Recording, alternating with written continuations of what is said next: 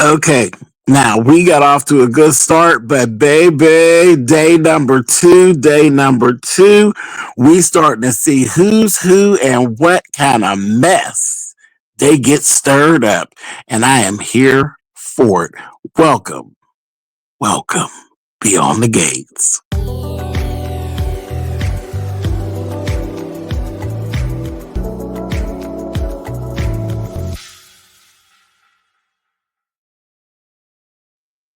Hey guys, thanks so much for clicking on the video. Listen, this is going to be my review for season 1, episode 2 of Beyond the Gates. And this is the second day, just the second day of us doing this show. And I am here. Yesterday it was just kind of cool. Yesterday we did a lot of character intros. We learned who some of the characters were.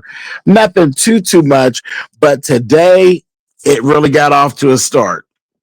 Let me start right here by one thing that kind of shook me yesterday was when we have there's the Caucasian young lady. Her name is Ashley. Ashley is at the hospital. She's a nurse. She has a boyfriend named Derek. Derek is a firefighter. Okay. So we saw Ashley down at the hospital and she had this little run in with this little black guy, Andre. Now, I kept saying, well, who is he? Where is he coming from? I didn't know where he popped in from. I'm like, who does he belong to? Okay, that all got cleared up today. Andre, he's cute. And Andre is actually Nicole's husband's nephew. He's Nicole's husband's nephew. That is his deceased brother's son. Okay, so that's where he fit in. I could not figure out for the life of me where he fit in because they didn't really say. They just popped him on the screen and he was talking about photography. And I'm like, where did he come from? They're saying he's in town. I'm like, where did he come from? Well, here's the thing. While we were down there, we got this real snarky little nurse who was the trainer for Ashley. And baby, she told, listen, let me tell you, everybody was in there full stuff. She was real snarky. She came in and told her, listen, just follow me and pay attention to me. And she was real cut and short, kind of short with her. And I was kind of wondering why, but then it came by. She ended up later on in the day, she saw her talking to Andre and she told her, she says, oh, you know he's a player, right? And I said, oh, no, ain't nothing going on. We're here and we just know each other. We're cool or whatever. It's nothing like that at all. She says, oh, good. Keep it that way because he's fine. But he is a player and you don't need to end up being a notch on his belt and losing your firefighter. And baby, she looked at her and she just basically let her know that she knows. And she says, oh, you know about all that, huh? She said, yeah. She said, see, I like to know who I'm working with. And walked on the way. I said, well, all right, honey. So I knew. I said, yeah, I'll keep my eye on her because of the way our attitude was. But she got right down to it, baby. I said, okay. Also down there at the hospital was Eva and her mom. Ashley's mom showed up with Eva and her mom. Ashley and Eva are good friends. She's a hairdresser. Naturally, Ashley's a nurse. What I did see out of that nothing, they were being introduced, and I'm saying, why are they being introduced? Who are these random people? As they were leaving, Ashley's mom, Eva's mom, and Eva, as they were walking out of the hospital, getting onto the elevator, they end up seeing Nicole's husband coming in with his fine self. And baby, she was eyeballing Nicole's husband something terrible. I said, well, what's up with that? So what is going on here? And yeah, later on we found out there's something. They didn't lead it exactly what it is, but Eva and her mother have some plot going about some revenge. They are working on something, and I can't wait to see what it is. All I know is she said something about I wish that you weren't involved, that this wouldn't involve you, whatever the plan is. And Eva, maybe her face switched over. She said, no, Mom, I don't think you should have been done the way you were done all those years ago. So I am in. I'm in. I said, okay, so they working on. So I said, oh, baby, these people got a whole bunch going on. I said, okay. Now, that's kid stuff. That's child's play, you all. That's child's play. Let's go on over here. Let's go back to what happened yesterday and where we ended up. Okay, so you remember at the end of the show yesterday, Danny cold cocked old Haley with a left hook, baby. She gave her a nasty left hook, gave her a welcome here, honey. So that was that. Now, Danny ends up having a conversation with Mama Dupree later on that day. And Mama Dupree told her, listen, I don't have no lecture for you. What you did was well deserved. Just don't make a habit of it. Don't make a habit of it. Danny's questioning herself about, oh, well, baby, you know, maybe I need to leave, this, that, and the other. She's like, what? Moving away from here is no option at all. This is our area. There's no option to be moving anywhere. She's the one that is a visitor, not you. This is where you're from, okay? You are from Fairmont Crest, and that's it. If anybody's leaving, it won't be you. It'll be her and Bill, okay?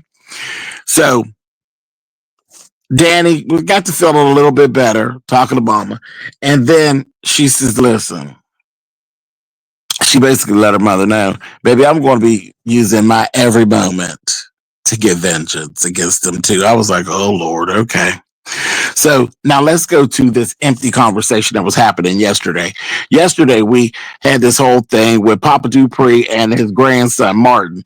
It was a whole lot of nothing, really. It was a lot of word salad, you know, of who they are and what they do and all of this kind of carrying on. We found out he's a senator. We also found out he's pretty high up and he's got like a congressman's seat and all of this stuff, the grandson and all of that. So I'm like, okay, cool. Now, one thing that I do see is that Papa Dupree is a peaceful protest type of person, and Martin is more of a fire in the belly type of person. Now, that's an age thing, but I sense that it was a little bit deeper than that, okay? So, again, as we go forth, I figure out, yeah, there's some more to it.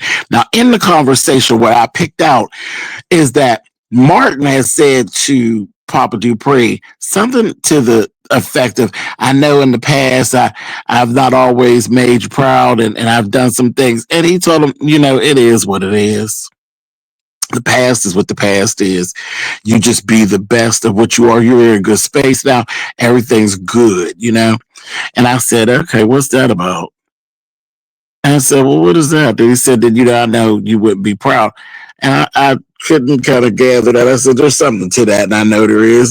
He's leading us to let us know something's different.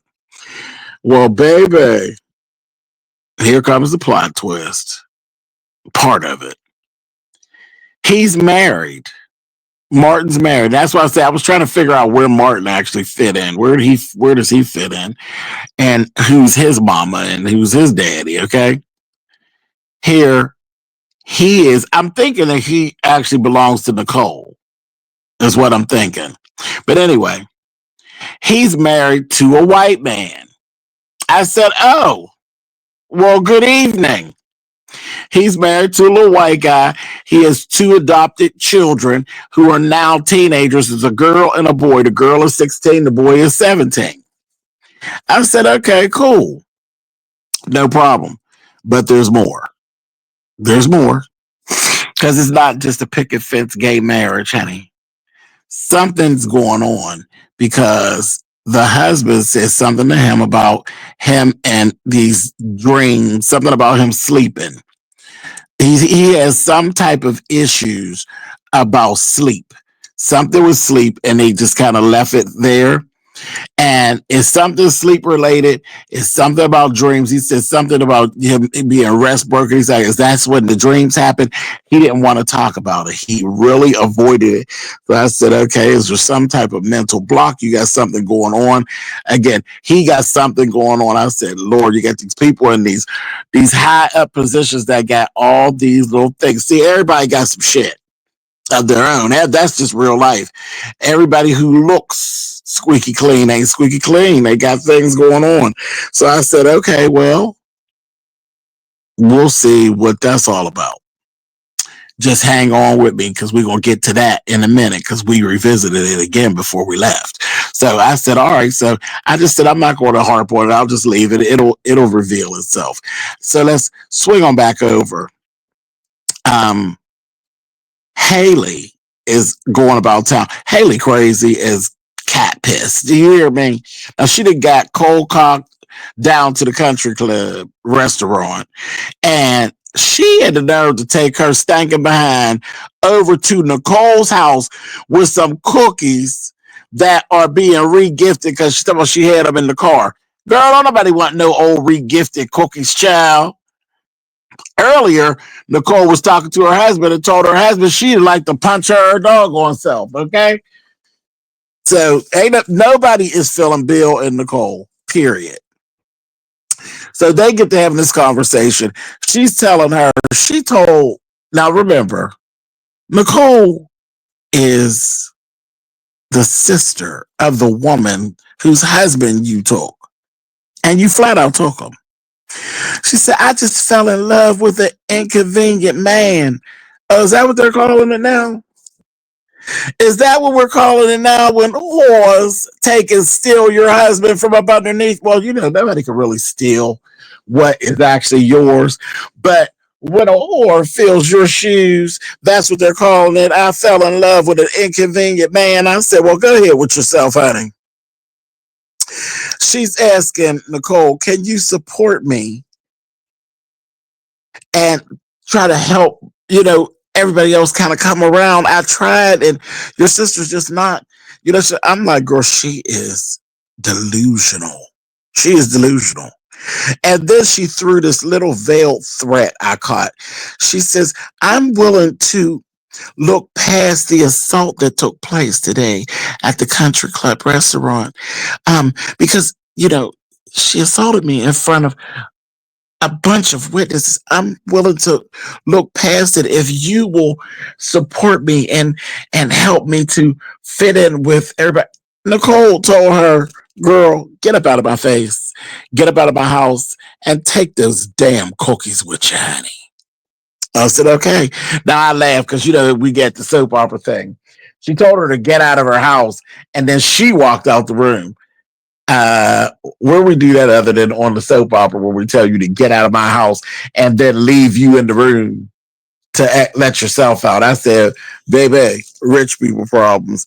Try to drag her out of there. Anyway, so now she goes from there. She takes her stinking behind on down near the Bill's office, and she tells him, he said, what's wrong with your cheek? She ain't got cold cocked, but she tells him to drop it and just let it go because Danny, she needs something. She just needs a win. Let her have that as a win. I don't have time for it.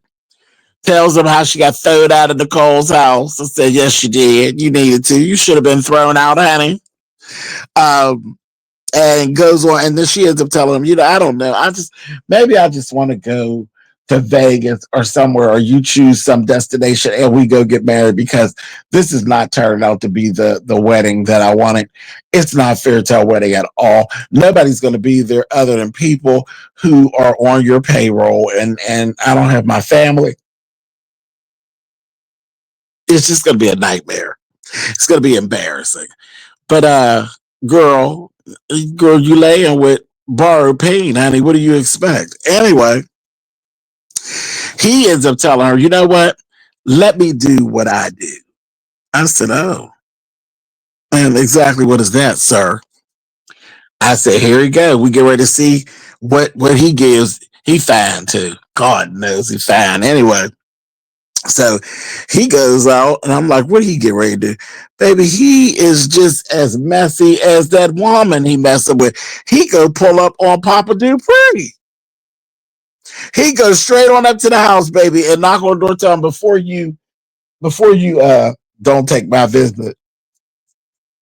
And he told him, he said, you're not welcome here. You are not welcome in our home at all. Ain't nobody here feeling you. So before you do that, he's like, I'm coming here and I'm asking you if you can use your influence for our wedding to get the family. She doesn't have anybody. She has nobody. You all were like family to her. I'm asking, it's just one day. It's just one day. If you could, use your influence over the family to get them to come and be at our wedding for the one day. I said, are you kidding me? You got to be kidding. And he's like, that is not happening. Baby, here we come with a veiled threat. I said, uh-oh. Uh-oh. He ended up telling him, he said, okay, that's fine. He says, but here's the thing. In the past, I've done a lot of favors for you and people in your family, you and your family members. And I was just thinking that you could return the favor. I said, there goes another veiled threat, honey. I said, here we go. So this is what we got going on. So Bill and old Nancy Haley, they like throwing out veiled threats, I guess. So he ends up going on leaving. Now I'm looking at Papa Dupree and I'm like, wait a minute. Papa Dupree was looking a little worried. I said, what's going on? What is going on? What has he done? I figured there had to be something. Had to be something. I said, something going on, something going on. So he ends up, after he leaves, Papa Dupree has this conversation with Mama Dupree, baby. And he told her, he said, Anita, we have a problem. We have a problem. He said, Bill was by here. She's like, what? He tells her, Bill was by here, this, that, thing, and the other. This is what was said, and all of that. And I'm looking like, okay, so, all right, well, whatever. And then that's where he let out, and Anita told Papa Dupree, listen, our main thing is protecting Martin. That is our priority. I said, well, I'll be damned. I said, well, I do declare. What is it that happened, Martin? What is it that you are when you're sleep deprived, you're acting out and having these bad dreams? What happened, Martin? Now, I got some thoughts. Did you take somebody out, Martin? Did your little pretty self take somebody out, darling, and you can't get past it? I want to know. I said, oh, honey, let's do it. Oh, I said, okay. And then I said, all right, well, what's going on over with Miss Danny? Because now Miss Danny's over at her house and she's getting all done up, okay? She's getting her makeup on and all this. I said, well, where's she going? Baby, Miss Danny put on this little cute little two-piece royal blue ensemble and stormed into Bill's office. There were some clients there, baby. The clients jumped up and ran out because here she comes, baby. She goes and grabs a golf club.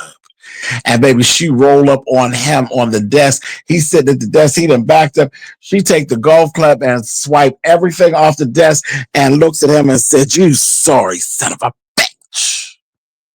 And baby, that's where we cut out. I said, oh, now listen, I enjoyed myself yesterday, but today, oh my goodness, listen, I am here for this. Today was a fabulous show. It was just chunked full of stuff. I said, woo, there's a whole bunch going on here. We get ready to have some fun, y'all. Yes, we are. Listen, y'all have a great day. Y'all take care, and I will see you all tomorrow. All right, y'all. Later.